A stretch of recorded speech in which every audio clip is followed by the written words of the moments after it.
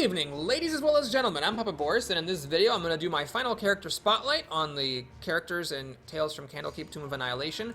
Birdsong the Bard. I just learned by reading this description, Birdsong is a she, not a he. Can't really tell that. Birdsong has got a decent amount of hit points and a decent armor class. In fact, they're the same as for the Ranger.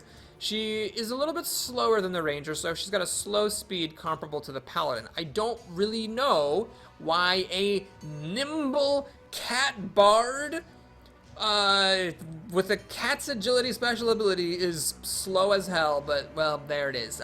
This is, in my opinion, the worst character in the game by a significant margin, in keeping with, you know, the fine, age-old tradition in Dungeons & Dragons of having bards suck dick.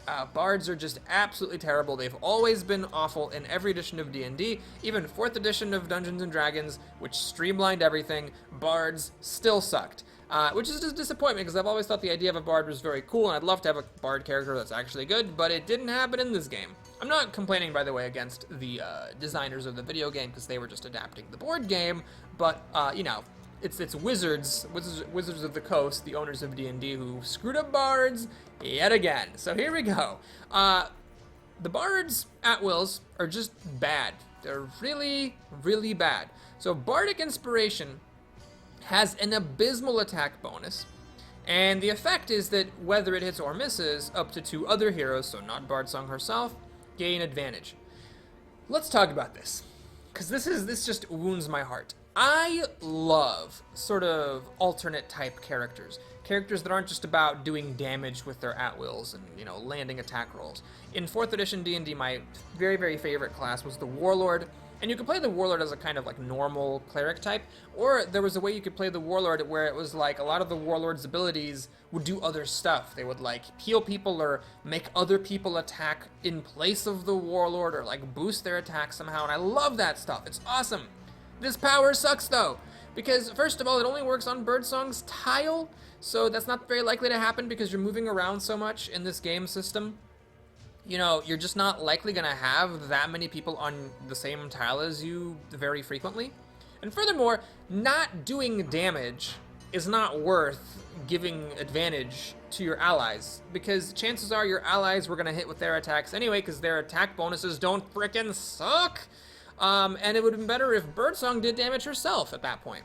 So this thing is just terrible. You can't swap it out. Of course, the sort of silver lining is that the other at-wills blow too, so there really wouldn't have been that much more that you could take to do better than that. So we got Flashing Blade, which deals a bonus 1 damage on a roll of 18 or higher. Obviously, you're not going to be able to count on this. So it's just a bad attack value and only 1 damage. Woo! And it's adjacent. Then we got Poison Darts. On a roll of 18 or higher, the monster gains a disadvantage. This is so stupid, because most of the time when you hit a monster with an attack, the monster dies, so who gives a crap if they gain disadvantage?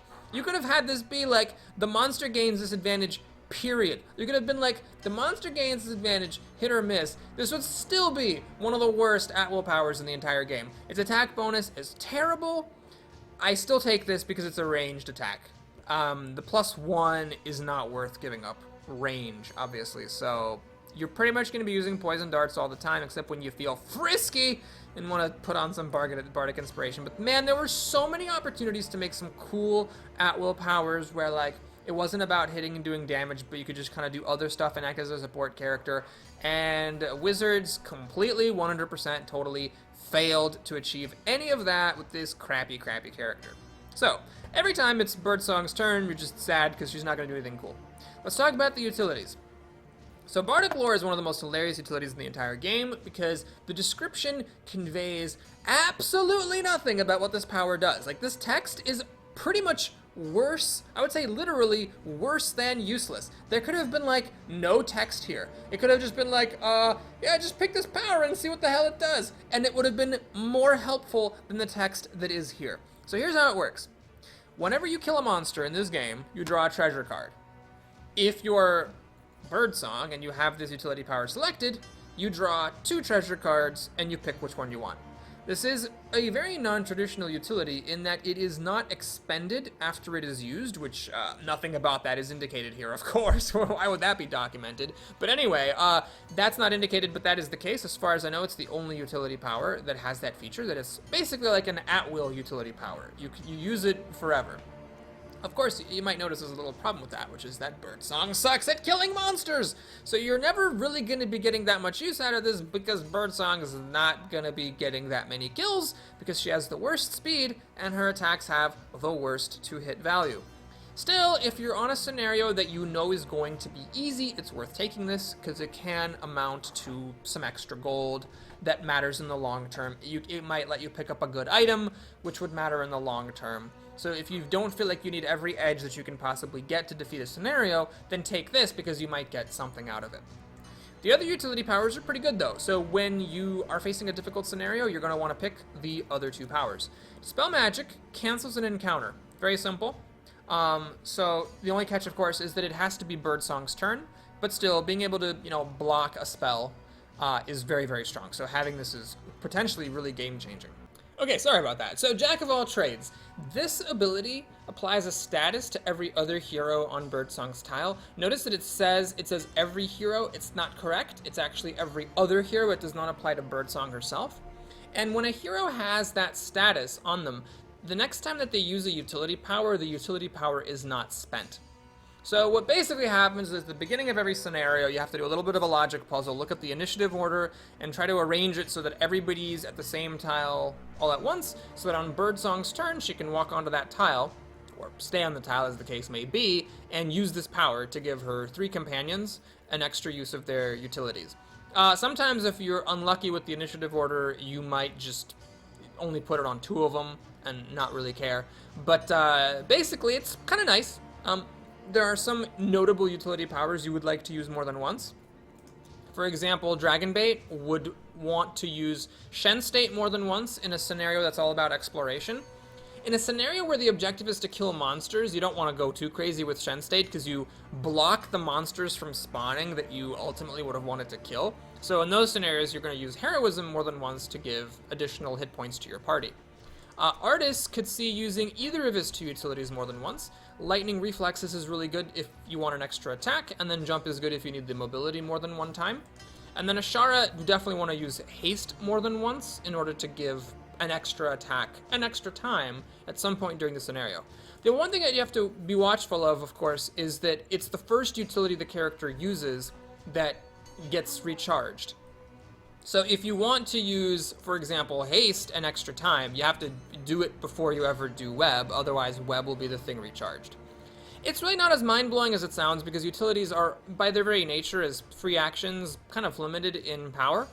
And it doesn't apply to Birdsong herself, so you don't get the extra use out of Dispel Magic, which is what I would really like. But still, it's fine as a utility power. And, in a difficult scenario where you're up against it and not sure if you will win, you definitely want to take either Dispel Magic, you definitely want to take both Dispel Magic and Jack of all trades over Bardic Lore and the chance for getting slightly better treasure. Let's talk about dailies. They're bad. They're really, really bad. There isn't a single good one here. I would have loved some kind of good support daily, and it's just not there. So let's talk about the one that's most overtly supportive. Song of Rest does not do what it says it does. This only works on the tile, unlike what it says, and it does work on Birdsong, unlike what it says. So let's be very clear. This works on every hero, including Birdsong herself, on the same tile. And they get a status. At the beginning of their next turn, that hero must use the status. It gets spent automatically for one of the following 2 benefits. They either recharge a utility power that they've spent, or they regain 2 hit points. 2 hit points is not that much. Getting a utility power back is, not that great. It needed to be more health, or needed to be able to recharge daily powers for me to be excited about spending a standard action. If this was a free action, totally different story. I might like this power if it was a free action, but if you're spending an attack to not do a whole lot in this game, it's pretty bad. So, I'm not that excited about it. Also, it would have actually been better if it worked on every hero within one tile, but because it's on the same tile and it's kind of difficult to do in the heat of the moment, its use is very, very limited. The other daily powers aren't much better. So here we have one that's just a crappy attack boost, crappy damage, and ooh, all the monsters on the tile gain disadvantage. Who gives a crap? Here we have one that stuns all monsters on a tile. Well, that sounds good, but in this game, you really want to be killing monsters, not just stunning them. Doing some damage and stunning them, that might have been good, but it doesn't do any damage. So this is the one I would take over Song of Rest, just in case, but I'm not going to be excited about using it. And then finally here we have crappy attack bonus. Good damage, but no damage on a miss, which is important because, you know, I'd like there to be damage on a miss if the attack roll is going to be crappy. And on a miss, the power is not expended, which, as I've talked about before, is a sign of a bad power most of the time. Oh, and the monster gains is a disadvantage. Whoop-de-friggin-do! I wish that this game had some kind of status more significant than disadvantage, because its disadvantage is just not that great. If there was some status, if this like maybe stunned the monster on a miss, so you could attack with this crappy bonus and miss on purpose and stun the monster and not have it be spent, maybe something would work there, but as it is, it's just too crappy. So you take Song of Rest and just suck it up with the fact that it sucks, or you take Hypnotic Pattern to stun things. Like giving up a turn to stun a villain with Birdsong, who is probably going to miss with her at-will anyway because her attack bonuses suck, is sometimes an okay thing to do. It's just not nearly as exciting of a daily as I would have hoped from a support character. So yeah, there it is, Birdsong. Her speed's slow, her hit points and armor class aren't like impressive, her powers are just all bad. Her best powers are her utility powers, and they're not even like that great. So really, once there's like a fifth character introduced to this game, unless that character is just incomprehensibly bad, Birdsong's getting kicked out of my party. Alright, let's talk about crafting for Birdsong. So just like with everyone, you want her main weapons improved, you want her armors improved. I don't know if she should be improved before the other characters because she starts out so bad, or after because she sucks. I guess I would personally prefer generally to upgrade, for example, Artist, so that Careful Shot, which is a long-distance attack, is even more accurate and does more damage. I'd want to make sure that, you know, Shara's Chromatic Splash or Acid Splashes hit. Yeah, I just think that you probably want to do this one last, but that's debatable. Still, though, you want to upgrade her main weapons, you want to upgrade her armors, that's a given. Secondary weapons, which improve dailies, you don't really want to do, because while it does improve the hit points gained from Song of Rest, that's not nearly worth it to spend money on. Maybe, hey Psyche, maybe you'd get the level 1 version when you're swimming in money and have lots of common crafting materials that you're not using, but I wouldn't ever go for the +2. It's just not worth spending 2,000 gold, regardless of the crafting material situation, to get +1 hit point on that terrible daily power. The accessories are interesting. So this is gold bonus. I would put this at a pretty low priority, but in the very, very long term, you do start to make money. Like if you buy this one for 750 gold, you get your gold back and break even when your party has gained 7,500 gold. It's kind of a lot. Here you break even when your party has gained 10,000 gold. It's really not a very high priority. You might think, oh, but the earlier I get it, the sooner I pay it off, but it's just still not worth it to spend materials on this for such a delayed payoff if you could instead be upgrading your character's main weapons or armors. Well guys, that's it. Thanks so much for watching. I hope you enjoyed it. Please like it or subscribe, and I'll see you again soon. Take care.